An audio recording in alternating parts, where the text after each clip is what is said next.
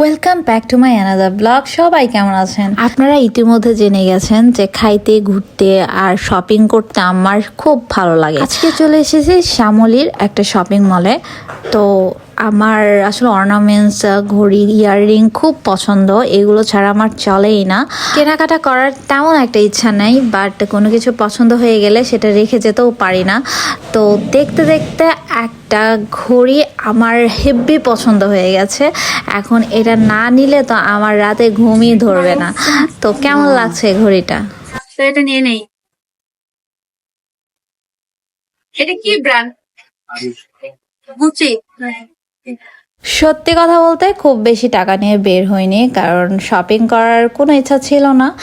তো যেহেতু পছন্দ হয়ে গেছে তো নিতে তো হবেই। মাঝে মাঝে মনে হয় টাকা পয়সা কিছুই না, কিন্তু টাকা ছাড়া যে শখগুলো পূরণ হয় না, এটা কিন্তু জলজন্ত বাস্তব। মেয়েরা নাকি টাকাওয়ালা পুরুষ বেশি পছন্দ করে, কেনই বা করবে না? টাকার কাছে সবকিছুই হার মানে, ভালোবাসাও হার মানে।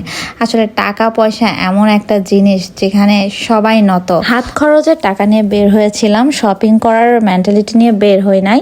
তো তেমন টাকা ছিলও না, বাট ঘড়িটা এত পছন্দ হয়ে গেছে তো কিনে ফেললাম। তো এবার তো আমার পার্স একদম ফাঁকা। অনেকেই আমাকে প্রশ্ন করে, আপু আপনি কি ফেসবুক থেকে ইনকাম করেন, বা কত টাকা ইনকাম করেন, সেগুলো দিয়ে কি শখ পূরণ করেন?